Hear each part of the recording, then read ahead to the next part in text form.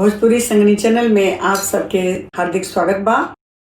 बेरिया की बेरिया हम बरजुए बाबा हो, झंझरे माड़वा जन छवावा हमरे बाबा हो।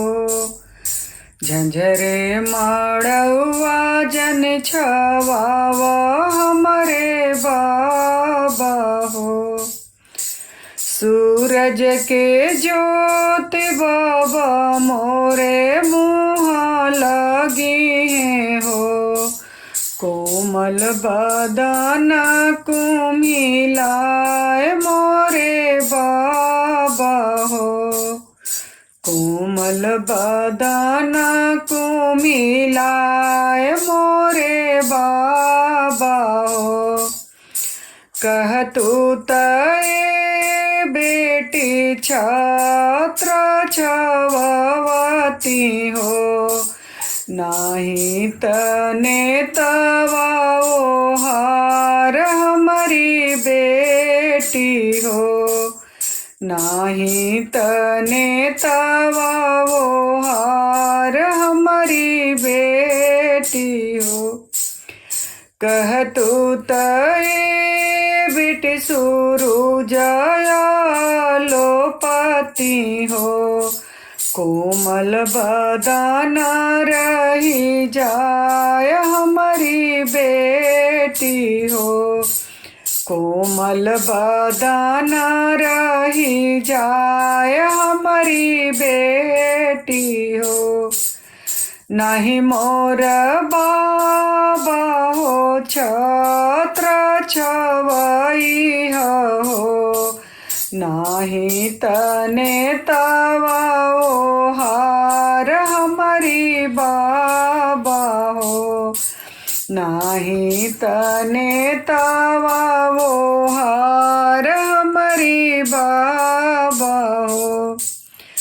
आजू की रतिया बाबा तो हरे नगरिया हो, बिहने सुंदर बर के साथ हमरे बाबा हो।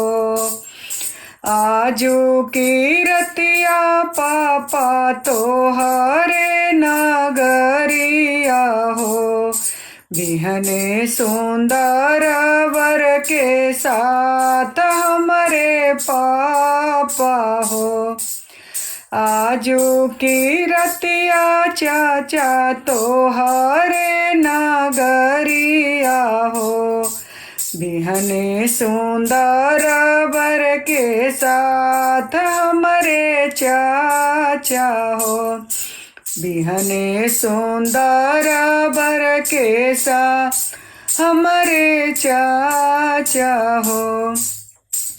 खोरवाना खोरवन बेटी के दूधावा पियवनी हो, दहिया खियवनी साड़ी वाल हमरे बेटी हो। दहिया खियवनी साड़िया वह हमरे बेटी हो। एक ही बतिया नहीं माने लुए बेटी हो, चल लू सजनावा के साथ हमारी बेटी हो। चल लू सजनावा के साथ हमारी बेटी हो। चल लो सुंदर बर के साथ हमारी बेटी हो। काहे के बाबा मोहे दूधावा पियवल हो, दहिया खियवल साड़िया वह हमारे बाबा हो। काहे के साड़िया खियवला हमारे बाबा हो।